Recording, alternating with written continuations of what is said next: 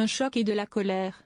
Les syndicats CGT et Sudrail de la SNCF ont interpellé le président de l'entreprise de transport, Jean-Pierre Farandou, ce jeudi 17 octobre. Motif de leur mécontentement, les gares pourraient faire l'objet prochainement d'une campagne publicitaire d'ampleur concernant le livre du président du Rassemblement national.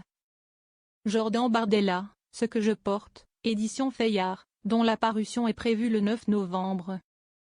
Hachette Livre, maison mère de Fayard, détenue par le milliardaire conservateur Vincent Bolloré. A négocié avec la régie publicitaire de la SNCF la réservation de 581 panneaux publicitaires dans des gares. Apprend-on dans Libération et l'Humanité ce mercredi 16 octobre. Au total 100 gares sont concernées. À Paris et en Île-de-France, 67, ainsi qu'en province, 43, pour une période s'étalant du 25 novembre au 17 décembre, indique Libération. Parti raciste, xénophobe, homophobe, sexiste. Une provocation qui doit cesser pour la CGT cheminot. Vous n'ignorez pas l'engagement qu'a été celui de la CGT avant l'été, lors des législatives, note de la rédaction. Pour éviter le pire, à savoir l'accession de M. Bardella à Matignon, écrit le syndicat à l'adresse de Jean-Pierre Farandou dans un post partagé sur Facebook.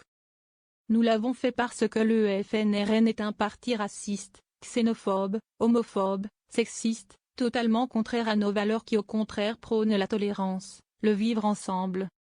Même ton pour Sudrail, qui martèle son opposition totale au RN.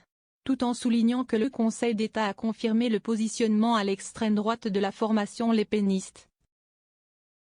Le syndicat rappelle dans une lettre que le FN, devenu RN, a été créé par des Waffen-SS, des collaborateurs du régime de Vichy et des membres de l'OA.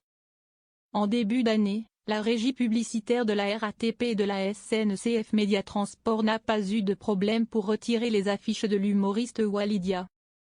Et interrompre la campagne pourtant validée dans un premier temps au motif que celle-ci présente un caractère politique incompatible avec le devoir de neutralité qui s'impose dans les transports publics.